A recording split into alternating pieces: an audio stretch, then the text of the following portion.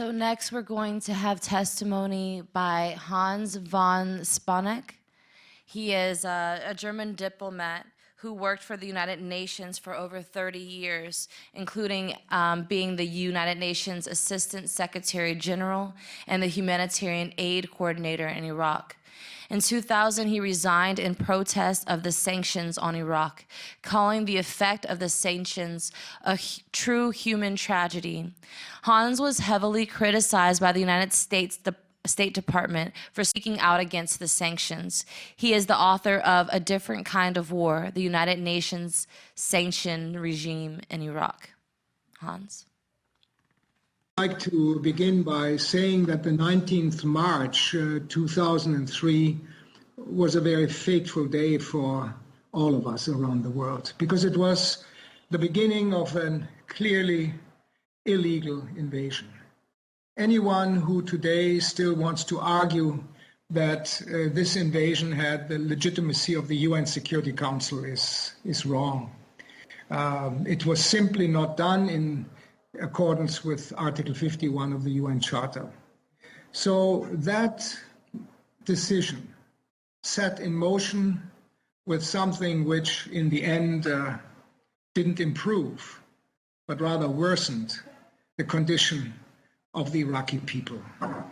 And the body that was created to prevent conflict, to solve conflicts, to make sure that wars wouldn't take place anymore, was put in the icebox.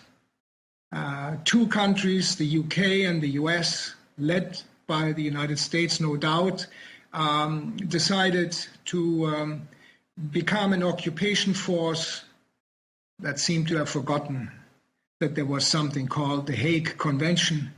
There was something that would determine how the incoming soldiers would behave, and much later, in 2011, when President Obama decided to withdraw US troops from Iraq, one could make a tally of what had happened in those intervening 8 years. And what has happened is a frightening evidence of the disregard of all the laws that have been created to prevent war crimes, to prevent crimes against humanity. And the main victim, no doubt, are the people in Iraq. But they are not the only victims. Another victim is international law and the institution that was meant to become the calibrator for the maintenance of international law, and that is the United Nations. So we have a pretty bad picture. And if then people come and say we don't have the evidence, then I would like to remind these people how much evidence there is. How many more tribunals do we need? We had a Brussels tribunal, we had an Istanbul tribunal, we had in Kuala Lumpur for the last 10 years a tribunal, a war crimes tribunal. I'm a member of this tribunal. We have had on the 14th of December 2014, we had the release, and it was a courageous step by Senator Dianne Feinstein to release the report on CIA torture. We have had in the UK the Chilcot, Sir John Chilcot inquiry. We have had other evidences of the violation of the UN Torture Convention.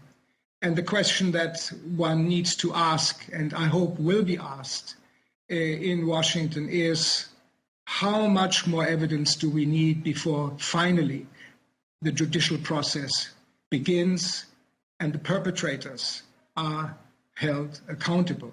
These perpetrators sit in London, they sit in Washington and in other places, but they are free. It reminds me a little bit of what the Mexican ambassador in 1945, when this UN organization was created, said.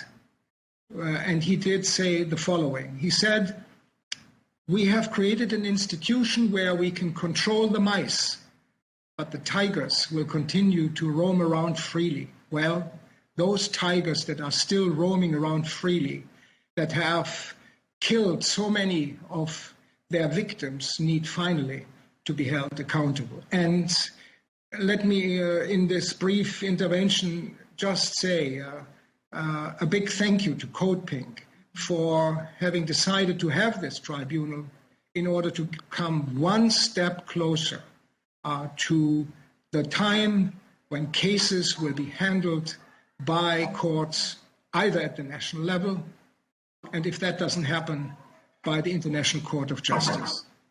I should repeat that, not the International Court of Justice, but the International Criminal Court.